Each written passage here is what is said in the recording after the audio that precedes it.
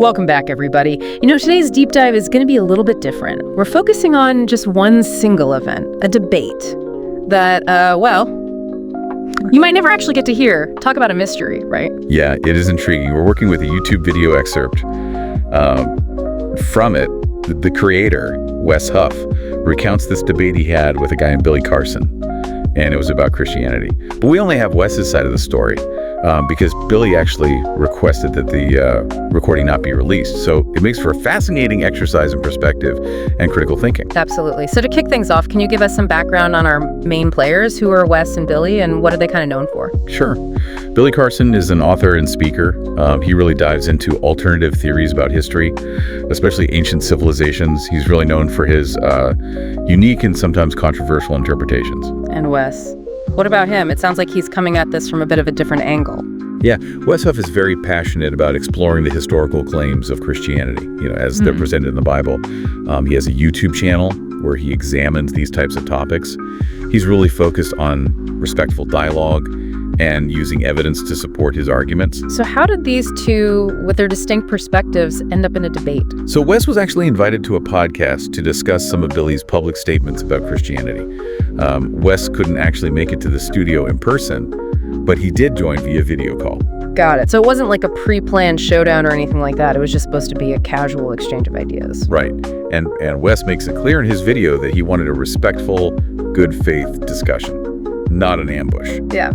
But even with good intentions, things can get a little bit heated, especially with topics like religion. So what were some of the core issues of the debate? Well, they had a limited time to discuss, a lot of different things, only a little over an hour. And essentially, Wes challenged Billy's statements about Christianity, arguing that Billy couldn't really support them with solid evidence. Okay, I have to ask, what kind of claims was Billy making? Do we have any specific examples? Yeah, Wes highlights one example that's pretty telling. Billy had publicly claimed that the Sinai Bible denied the crucifixion of Jesus. Hold on, the Sinai Bible, I know that's like an incredibly old and important text, right? Absolutely. It's one of the oldest surviving manuscripts of the Bible. It dates back to the 4th century. Wes actually had a physical copy on hand during the debate. He showed it to Billy, pointing out that the crucifixion is clearly described in the text. Wow. That must have been an awkward moment. How did Billy respond? Well, he backtracked a little bit, claiming he'd misspoken, and he meant to refer to the Gospel of Barnabas, or the Gospel of Jesus' wife. Those names ring a bell. Aren't those texts considered kind of controversial? Exactly. They're generally recognized as much later forgeries, not really authentic historical documents from the time period. Wes pointed this out during the debate, but Billy didn't really have a strong counter-argument. So essentially, it sounds like Billy might have been basing his claims on texts that are highly disputed or considered straight-up forgeries. Yeah, that's how it appears from Wes's perspectives. And it's crucial to remember we're only getting one side of the story here. Right, that's a really important point. We have to be careful about drawing conclusions without hearing Billy's side.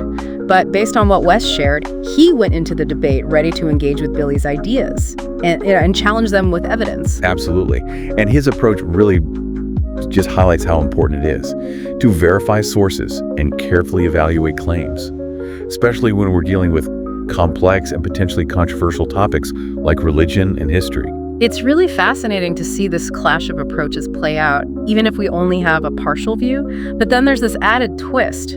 Billy asked for the recording of the debate not to be released. What are your thoughts on that? It's impossible to know for sure what was going through his mind, but if someone's making claims that could be easily debunked, it could damage their reputation, especially for like a public figure, a content creator. That makes sense. No one wants to have their mistakes, especially on sensitive topics, broadcast to the world. Right. Wes actually acknowledges this in his video and says he respects the podcast host's decision on whether to release the recording. So before we move on, can you sum up what seems to be Wes's main takeaway from all this? Wes emphasizes that Billy's claims about the Bible and Christianity are demonstrably false. And he has content on his channel addressing these claims specifically. And as he says in his video, I think the fact that Billy doesn't want it to be posted also tells you how well Billy thought the conversation went. Ooh, that sounds like some subtle shade being thrown. This whole situation really raises more questions than it answers. It does. But even with this incomplete picture, there are some valuable takeaways for us to unpack. I'm all ears. Where do we go from here with this? Yeah, it really makes you think about how we all approach information. especially in a world where anyone can claim to be an expert online. Yeah, it's true. It's not just about fact-checking, but it's also about understanding the context and potential biases of the information we see. And we're only hearing Wes's side of the story, so we really have to remember that. Exactly. It's like we're missing half the pieces of the puzzle. Yeah. We don't know Billy's arguments or what evidence he might have presented if he had more time. This also makes me think about the nature of debate itself. Wes seemed genuinely interested in having a respectful exchange, but it sounds like Billy maybe felt a little bit differently. That's a really good point. Yeah. What is the purpose of a debate? Is it about winning or losing? Yeah. Or is it about seeking understanding and challenging our own assumptions? Yeah, maybe it's a bit of both. It's natural to want to defend your beliefs, especially when they're challenged. But ideally, a good debate should leave room for growth and change, right? I agree. Yeah, it's about being willing to listen and consider different perspectives and maybe even admit when we're wrong. Which is easier said than done, especially with something like religion, where emotions can run so high. Absolutely. And that's where Wes's emphasis on respect and good faith, becomes even more important. We can disagree and still engage in a meaningful dialogue. You mentioned those texts that Billy referred to, the Gospel of Barnabas and the Gospel of Jesus' wife. Can you tell us a little bit more about those? What makes them so controversial? Yeah, so both of those texts present narratives that differ significantly from the accounts in the canonical Gospels. So, for example, the Gospel of Barnabas portrays Judas Iscariot as being crucified in Jesus' place. And the Gospel of Jesus' wife hints at a close relationship between Jesus and Mary Magdalene. And these texts are considered to be forgeries. What makes scholars so confident about that? Well, there are a few different reasons. The language and the writing style and the theological ideas that they present don't really align with what we know about first century Palestine. Plus, things like carbon dating and textual analysis show that these texts originate centuries after the time of Jesus. It's fascinating how these texts continue to kind of surface and spark debate. I guess it speaks to people's desire to find these alternative narratives, even if they aren't necessarily historically accurate. Definitely. It's a reminder that we should always approach historical and religious texts with a critical eye, considering their origins and the motivations behind their creation. Okay, so going back to the debate, I'm still curious about Billy's request to have the recording suppressed. We talked about protecting his reputation, but could there be other reasons? Yeah, it's possible he felt like the debate was misrepresented, or taken out of context in Wes's video. Or maybe he simply regretted participating and wished he hadn't said some of the things he did. We can't know for sure without hearing his side. It's almost like a philosophical thought experiment, isn't it? We're left to ponder the motivations and perspectives of someone whose voice we can't hear. Exactly. It challenges us to consider the limitations of our own knowledge and the importance of seeking out multiple viewpoints. So where do we go from here? We've got this incomplete narrative, unanswered questions, and the intrigue of this missing debate. What can we do with it all? Well, I think it's an invitation to kind of dig deeper, to do our own research, explore the claims made by both Wes and Billy, and consider the broader context of their arguments. It's like a research rabbit hole waiting to be explored. Exactly. Who knows what we might find? Maybe we'll find evidence that supports one side over the other. Or maybe we'll uncover even more questions and complexities. That's the beauty of intellectual exploration. And even though we might never hear this actual debate, the fact that it happened and that Wes is willing to talk about it really sparks this important conversation. I agree. It reminds us that even in our increasingly polarized world, there's still value in engaging with those who hold different beliefs. You mentioned that Wes brought up the Sinai Bible during the debate. Can we kind of delve a little deeper into that? What makes this text so significant, and what does it actually say about the crucifixion? Numbers. So the Sinai Bible, which is also known as Codex Sinaiticus, is one of the most important manuscripts. For understanding the history of the Bible, it contains the earliest complete copy of the New Testament, as well as portions of the Old Testament. Its discovery in the 19th century was a major event for biblical scholarship. Wow, so having a complete copy of the New Testament from that early period must have been a game changer for scholars. Absolutely. It provides crucial insights into the development of early Christian thought and the transmission of biblical texts. Okay, so what about the crucifixion? What does the Sinai Bible tell us? The Sinai Bible's account of the crucifixion aligns with the other canonical Gospels. It describes Jesus' arrest, trial, crucifixion by Roman soldiers, his death, and burial. There's no ambiguity or denial of the event in the text. So Billy's claim about the Sinai Bible is demonstrably false, as Wes pointed out. Yes, and that's why this example is so interesting. It raises questions about the rigor of his research and his approach to evidence.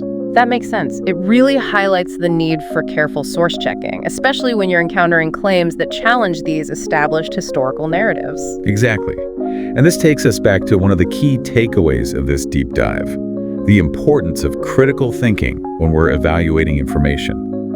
We need to question sources, consider biases, and look for corroborating evidence. It's like being a detective, piecing together the truth from these fragments of information. Exactly, and that's what makes this whole situation so compelling. Yeah. We're invited to be these active participants in the process of understanding. Well, I'm definitely feeling that pull to keep exploring. This missing debate has opened up so many avenues for investigation. It has, and that's something we'll continue to unpack as we move into our final thoughts on this deep dive. Yeah, it's amazing how this one single event, even though we haven't actually heard it, has sparked like such a wide-ranging exploration for us. It reminds me that knowledge isn't just about absorbing facts, it's about like engaging with ideas and questioning our assumptions and seeking out these like diverse perspectives. Exactly. And in a world where information is so readily available, at our fingertips, it's more important than ever to develop those critical thinking skills, to be able to discern credible sources from the unreliable ones, to recognize bias, and to evaluate arguments, logically. So for our listeners out there who might be feeling a little bit overwhelmed by all this, what's the main takeaway? What's the one thing they should keep in mind when they're navigating all these complexities of information, especially online? I think the key is to cultivate like a healthy sense of skepticism. Don't just accept everything at face value, Question those sources, consider the motivations behind them, and look for that evidence. Don't be afraid to dig a little deeper. Don't be afraid to go down those rabbit holes of research. You never know what you might find. Exactly. Curiosity is like the engine of knowledge. And as we've seen with this deep dive, into this missing debate, even the absence of information can be like this powerful catalyst for learning and exploration. This whole conversation makes me think about something you said earlier, that the purpose of debate should really be about understanding, not just like winning or losing. And that seems especially relevant today. In a world where things can feel so polarized. Is a crucial point.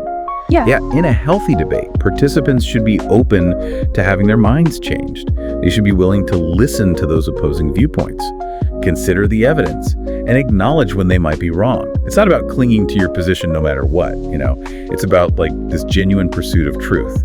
That sounds ideal, but realistically, a lot of debates just devolve into shouting matches or personal attacks, especially online where it's so easy to hide behind anonymity. Yeah, unfortunately, you're right. But that's precisely why it's so important to emphasize those principles of respectful dialogue. We need to model these behaviors both online and offline and encourage others to do the same.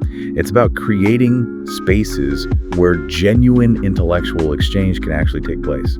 And maybe that starts with each of us, just being mindful of how we approach disagreements, being willing to listen, and remembering that everyone has their own unique perspective. Exactly. It's about recognizing the humanity in those we disagree with. Yeah. Even when their ideas challenge our own deeply held beliefs. Going back to Billy's request to suppress that recording, it makes me wonder, what if he had been open to having that debate released? Even though he might have felt like he didn't perform very well, could that have turned into like a valuable learning experience for him and for his audience?